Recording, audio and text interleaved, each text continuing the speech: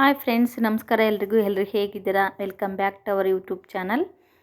Friends, ಇವತ್ತು after long time ನಾನು log ಮಾಡ್ತಾ ಇದ್ದೀನಿ.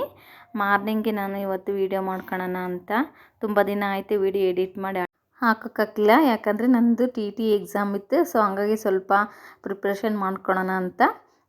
ಟಿ ಎಕ್ಸಾಮು ಕೂಡ ಚೆನ್ನಾಗಾಯಿತು, ಎಕ್ಸಾಮು ಕೂಡ ಮುಗೀತು. ಸೊ ಮತ್ತೆ ಬ್ಯಾಕ್ ಟು ರೋಟೀನಿಗೆ ಬಂದುಬಿಟ್ಟೆ. ಎಲ್ಲರೂ ಕೇಳ್ತಾಯಿದ್ರು ಯಾಕೆ ವೀಡಿಯೋ ಮಾಡಿ ಆಗ್ತಾ ಇಲ್ಲ, ಏನು ಯೂಟ್ಯೂಬ್ ಚಾನಲೇ ನಿಲ್ಲಿಸ್ಬಿಟ್ಟ ಹೇಗೆ ಅಂತ. ಹಾಗೇನಿಲ್ಲ, ಅದೇ ಎಕ್ಸಾಮ್ಗೋಸ್ಕರ ನಾನು ಮಾಡಿದ್ರೆ ಕಾನ್ಸಂಟ್ರೇಷನ್ ಮಾಡೋಕ್ಕಲ್ಲ. ಸೊ ಎಕ್ಸಾಮ್ ಮುಗಿದ್ಮೇಲೆ ಮಾಡಿದ್ರೆ ಆಯಿತು ಅಂತ ಹಂಗೆ ಸುಮ್ಮನೆ ಇದ್ದೆ.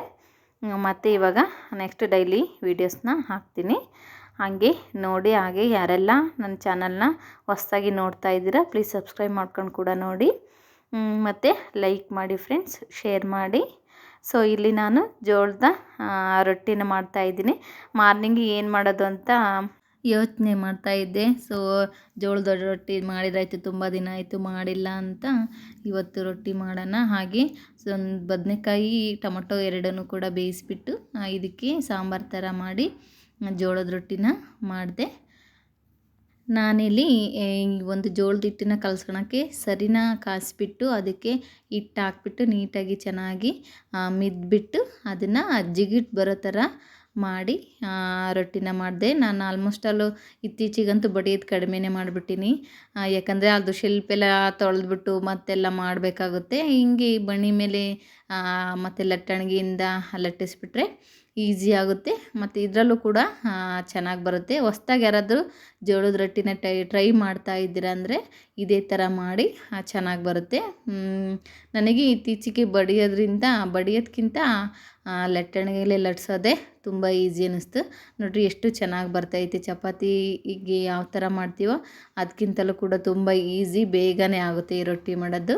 ಒಂದು ಪಲ್ಯ ಮಾಡ್ಕೊಂಡು ಸಿಂಪಲ್ಲಾಗಿ ರೊಟ್ಟಿ ಮಾಡ್ಕೊಂಡ್ರೆ ಮಾರ್ನಿಂಗ್ ಟಿಫನ್ನು, ಮಧ್ಯಾಹ್ನ, ಸಂಜೆ ಯಾವಾಗ ಬೇಕಾದರೂ ಕೂಡ ಆ ರೊಟ್ಟಿನ ತಿನ್ಬೋದು. ಮತ್ತು ಇದನ್ನು ತಿನ್ನೋಕ್ಕೆ ಬೇಜಾರನ್ನು ಕೂಡ ಆಗಲ್ಲ. ಎಷ್ಟು ಚೆನ್ನಾಗಿ ಬರ್ತೈತೆ. ಜಿಗಿಟ್ ಮಾಡ್ಕೋಬೇಕು ಹಿಟ್ಟಿನ, ನಾವು ಎಷ್ಟು ಜಿಗಿಟ್ ಮಾಡ್ಕೊತೀವೋ ಅಷ್ಟು ಚೆನ್ನಾಗಿ ಬರುತ್ತೆ. ರೊಟ್ಟಿ ಲಟ್ಸಿದೆ, ಬಟ್ ಒಂದೊಂದು ಸಲ ಪ್ಲೇಟಲ್ಲೇ ಹಾಕ್ತಿದ್ದೆ ನಾನು. ಇವತ್ತು ಕೈಯಲ್ಲೇ ಹಾಕ್ದೆ, ಯಾಕಂದರೆ ಪ್ಲೇಟ್ ಸ್ವಲ್ಪ ನೀರಿದ್ದರೆ ಅದು ಅಂಟ್ಕೊಬಿಡುತ್ತೆ. ಪ್ಲೇಟಲ್ಲೇ ಹಾಕೋಣ ಅಂದ್ಕೊಂಡೆ, ಬಟ್ ಬರಲಿಲ್ಲ.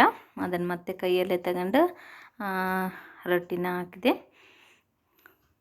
ಈ ರೊಟ್ಟಿನ ಒಲೆ ಮೇಲೆ ಹಂಚಿನ ಮೇಲೆ ಹಾಕಿದ ತಕ್ಷಣವೇ ಸ್ವಲ್ಪ ಬಟ್ಟೆಯಲ್ಲಿ ನೀರಲ್ಲಿ ಬಟ್ಟೆನ ಎತ್ಕೊಬಿಟ್ಟು ಮೇಲೆ ಹಿಟ್ಟು ಯಾವ ಕಡೆ ಇರುತ್ತೋ ಆ ಕಡೆ ರೊಟ್ಟಿ ಮೇಲೆ ಸ್ವಲ್ಪ ಹಿಂಗೆ ಒರೆಸ್ಕೊಬಿಟ್ಟು ಬಟ್ಟೆಯಲ್ಲಿ ಎರಡು ಸೈಡು ಕೂಡ ಆ ರೊಟ್ಟಿನ ಬೇಯಿಸ್ಕೊಂಡ್ರೆ ಈ ಒಂದು ರೊಟ್ಟಿ ರೆಡಿಯಾಗಿ ಹೋಗುತ್ತೆ. ವೆರಿ ಸಿಂಪಲ್ಲಾಗಿ ಆರಾಮಾಗಿ ಮಾಡ್ಬೋದು, ತುಂಬ ಬೇಗನೂ ಕೂಡ ಆಗುತ್ತೆ.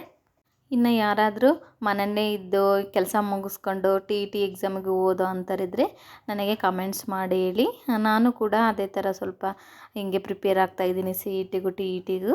ಸೊ ಹಂಗಾಗಿ ಯಾರಾದರೂ ಇದ್ದರೆ ನನಗೆ ಕಮೆಂಟ್ಸ್ ಮಾಡಿ ಯಾವ ಥರ ಓದಬೇಕು ಏನಿರುತ್ತೆ ಅಂತ ಶೇರ್ ಮಾಡ್ಕೋಬೋದು. ಓಕೆ.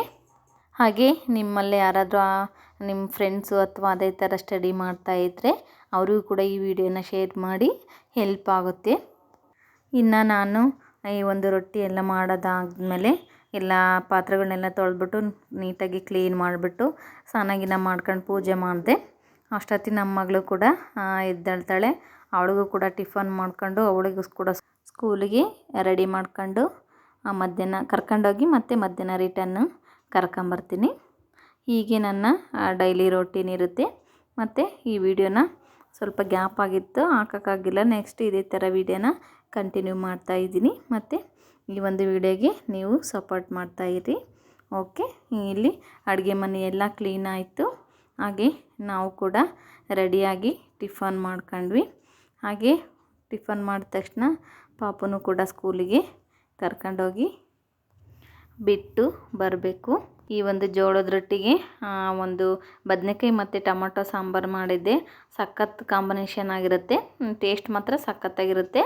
ಹಾಗೆ ಅದ್ರ ಜೊತೆಗೆ ಒಂದು ಸೌತೆಕಾಯಿ, ಕ್ಯಾರೆಟು ಹಾಕೊಂಡು ತಿಂದರೆ ಅದ್ರ ಮಜನೇ ಬೇರೆ ಇರುತ್ತೆ.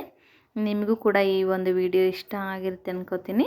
ಪ್ಲೀಸ್ ಇಷ್ಟ ಆದರೆ ವಿಡಿಯೋ ಲೈಕ್ ಮಾಡಿ, ಹಾಗೆ ಶೇರ್ ಮಾಡಿ ಫ್ರೆಂಡ್ಸ್. ಟಿಫನ್ ಮಾಡ್ಕೊಂಡು ನನ್ನ ಮಗಳಿಗೂ ಕೂಡ ರೆಡಿಯಾಗಿ ಬ್ಯಾಗ್ನೆಲ್ಲ ತಗೊಂಡು ಮತ್ತು ಸ್ಕೂಲಿಗೆ ಬಿಟ್ಟು ಬರೋಕ್ಕೆ ಹೊರಟಿದ್ವಿ. ಈ ವಿಡಿಯೋ ನಿಮಗೆ ಹೇಗೆ ಅನ್ನಿಸ್ತು ಅಂತ ಕಮೆಂಟ್ಸ್ ಮಾಡಿ. ಖಂಡಿತ ಎಲ್ರಿಗೂ ಇಷ್ಟ ಆಗಿರುತ್ತೆ ಅನ್ಕೋತೀನಿ. ಮತ್ತು ಇದೇ ಥರ ವಿಡಿಯೋದಲ್ಲಿ ಸಿಗ್ತೀನಿ. ಬಾಯ್, ಟೇಕ್ ಕೇರ್.